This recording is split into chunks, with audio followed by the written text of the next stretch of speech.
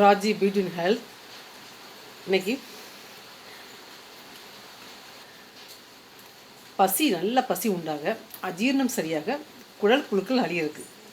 இந்த மூணுக்கு என்ன சாப்பிட பார்க்கலாமா? நல்லா பசி இருக்குன்னா பிரண்டை, நல்ல இளம் பிரண்டை எடுத்து நெய்யில் வதக்கி துவையல் மாதிரி செஞ்சு சாப்பிடணும். பூண்டு இஞ்சி எல்லாம் போட்டு வதக்கி சாதத்தில் போட்டு வெளியே சாப்பிடும்போது அந்த பசியை துண்டு கொடுத்தது பிரண்டைக்கு உண்டு. நெக்ஸ்ட் அஜீரணம் சரியாக இருக்குது. என்ன செய்ய பார்க்கலாமா? அஜீரணம் சரியாக இருக்குது. ஒரு டம்ளர் தண்ணீரில் கருவேப்பிலை, சீரகம், இஞ்சி எல்லாத்தையும் நல்லா தட்டி போட்டு கொதிக்க வச்சு வடிகட்டி குடிக்கும்போது நல்லா பசி உண்டாகும். கருவேப்பிலைக்கு பசி உண்டாகும் தெரியும்ல, அஜீரணமும் சரியாகும். நெக்ஸ்ட் குடல் புழுக்கள் அழியிருக்க என்ன சாப்பிட்றோம் பார்க்கலாம். குடல் புழுக்கள் அழியிருக்க ரொம்ப ரொம்ப ஈஸியான ஒரு டிப்ஸ். நம்ம சாப்பிட்டா போதும், எல்லாருக்கும் ரொம்ப பிடிக்கும். மாதுளம்பழம் சாப்பிடும்போது குடல் புழுக்கள் அழியும்.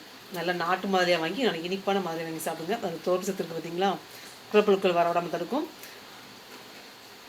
இது எல்லாருக்கும் ரொம்ப பிடிச்சமான விஷயம் தானே.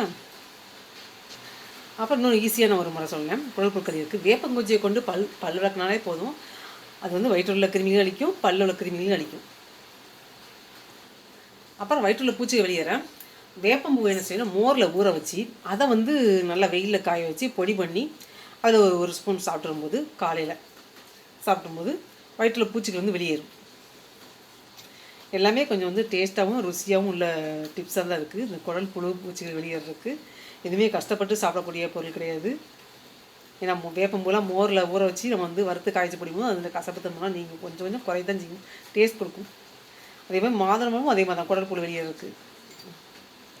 வேப்பங்குச்சி கொண்டு பல் துளக்குறது ரொம்ப கஷ்டமான வேலையை என்ன, அதுவும் குடல் பூச்சிகளை அழிக்கும், வாயில் புழுக்களையும் அழிக்கும், வாயில் கிருமிகளை. என்னோட சேனல் லைக் பண்ணி சப்ஸ்கிரைப் பண்ணுங்கள். மேலும் இது கொண்ட அருமையான பதிவுகளை அப்லோட் பண்ணுறேன். Raji beauty and health.